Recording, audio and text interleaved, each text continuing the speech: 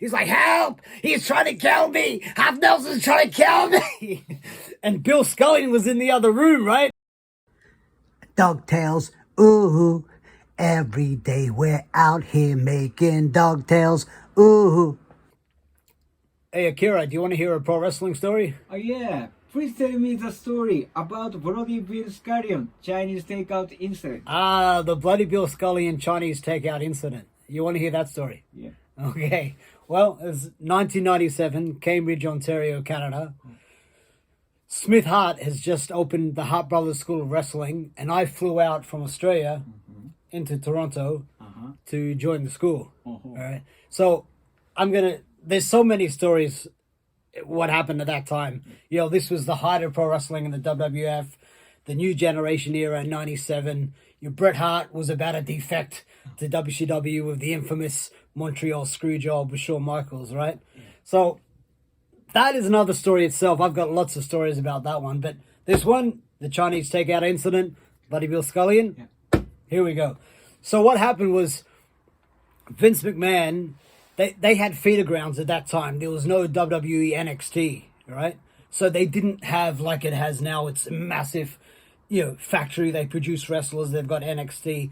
They had nothing, right? They had Ohio Valley Wrestling. And so at that time, they were using Jerry the King Lawler's company in Memphis. Vince McMahon was using the talent that he wanted to push, to be the A-listers. He would put them down to Memphis so they could get experience. And then Jerry the King Lawler would train them and they would get more experience for TV time, right? But what happened was that Memphis closed down, so Jerry the King Lawler had no company anymore. So Vince was putting the wrestlers that he wanted to get more experience out to different indie promotions around Canada. And he was using, of course, because he has a great connection with the Hart family. So Smith opened that Hart Brothers School of Wrestling in Cambridge, where I was at. So at that time, 97, best year in wrestling, everyone would agree, the greatest year in pro wrestling. He just signed Edge and Christian, right? He obviously became some of the biggest names in pro wrestling. So he just signed them to a contract, right? But they weren't quite TV ready. So he needed them to get more match experience.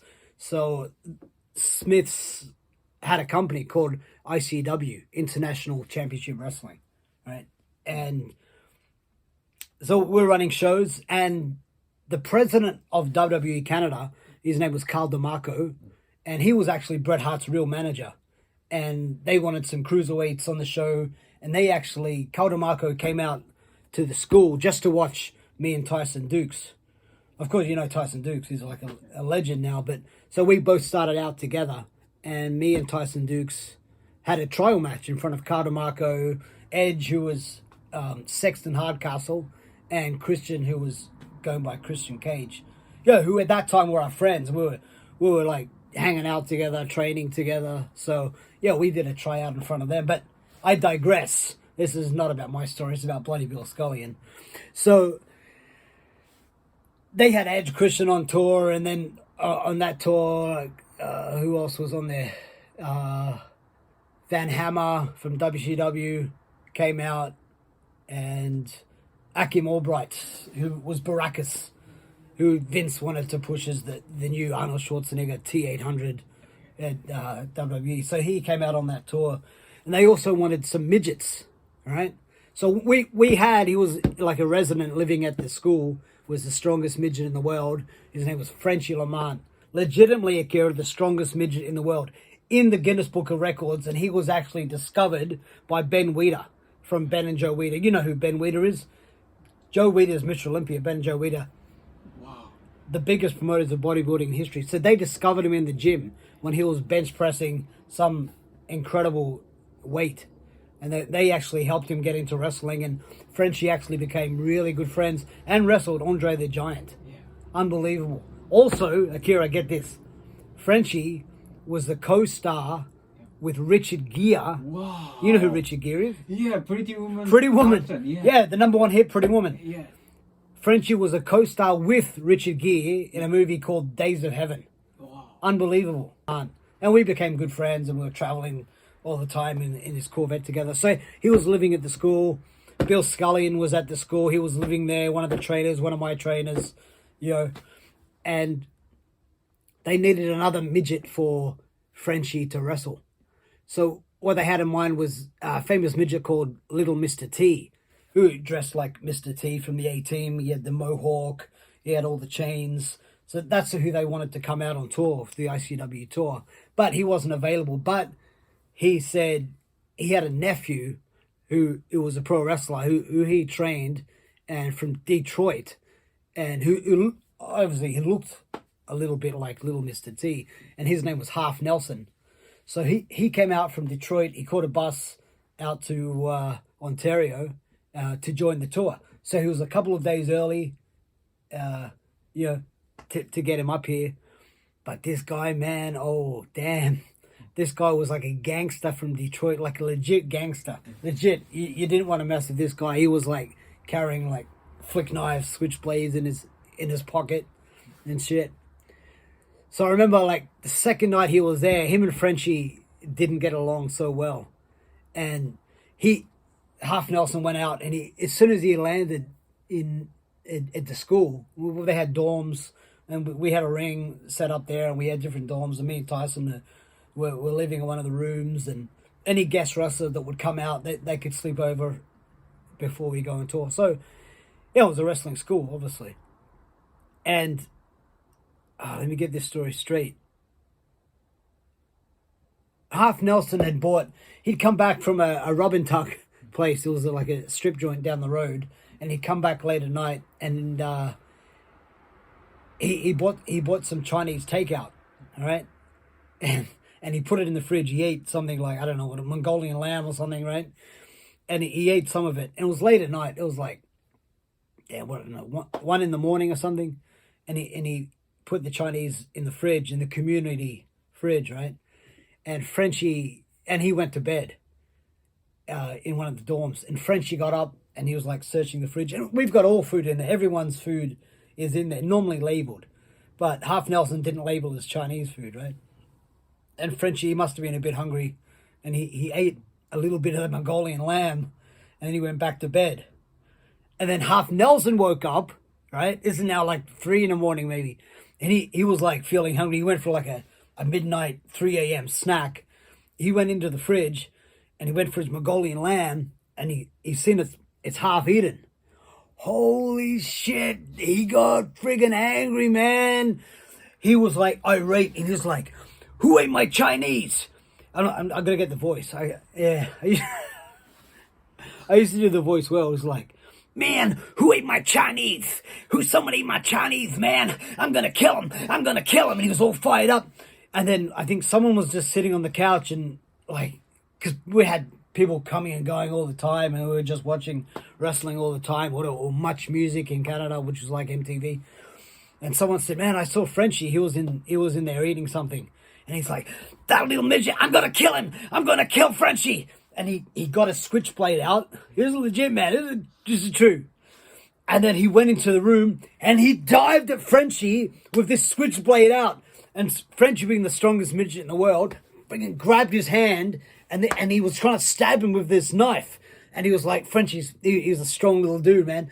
And he's like struggling, and he's like, help, in French. He's like, help, he's trying to kill me. Half Nelson's trying to kill me. And Bill Skullion was in the other room, right? And he was just sleeping, and Bill doesn't like to be disturbed. He like needs his beauty sleep, you know? And Bill came running in to this scene of Half Nelson trying to kill Frenchie Lamont with this switchblade. And Bill, man, he didn't hesitate. He grabbed he grabbed Half Nelson by the pants and by the top, and this is legit. He threw Half Nelson through the wall, which was only made of plaster, but legit, he threw him through the wall into my and Tyson's. We were sleeping, I was 3 a.m., and I was sharing a room with Tyson Dukes, right? This midget came flying through the wall, literally landed on our bed, and Bill Skullion, he comes through the plasterboard, and it was like something out of a horror movie. If you've seen Bloody Bill Skullion, I'm going to put him up on the screen there. If you don't know who he is, holy shit, you should know who he is. He came through the plaster wall after Half Nelson. You know what he did next? He picked him up. He threw him through the next wall. He threw him through one wall to the next wall, basically tossing this midget through the wall. Unbelievable. And me and Tyson were like, what the hell? Everyone woke up now, the Hearts. Everyone was up. And he basically was screaming. And he just grabbed him, and then he took him into the ring. We all came in the ring, and he's like begging for his life. He's begging Bill, please don't kill me, man. He's like, he stole my Chinese. You don't understand. He stole my Chinese. And the destruction that he just left in the dorms was unbelievable. Friggin' hell. Holy shit. Let's just say Ike, that's another story. Ike the Crippler Shaw and Waldo Von Erich was there, legend Waldo Von Erich. And he was going to call the police. It was basically attempted murder. Half Nelson attempted murder on the strongest midget in the world, Frenchie friggin' Lamar, attempted murder, but, it's a code of wrestling, but he was sent packing. I think Vince McMahon would have been caught up. We're not going to use this guy. Half Nelson was sent back to friggin' Detroit City, man. And that's the story. I'll tell you what, Bloody Bill Skullion, absolute legend, didn't miss a beat. Basically saved Frenchie Lamar's life. Insane. And from that incident, I'll tell you what, that incident friggin' nearly scarred me for life, but in a good way. I ended up getting that inspiration when I ended up writing a screenplay that ended up with midgets in it. And because of that, a midget coming through when me and Tyson were sleeping, Half Nelson, and I ended up writing a screenplay that nearly was picked up by Nickelodeon. They were very interested. I had meetings with Nickelodeon, and it wasn't about a midget flying through past a wall, but it was a kid show based on a magical midget flying.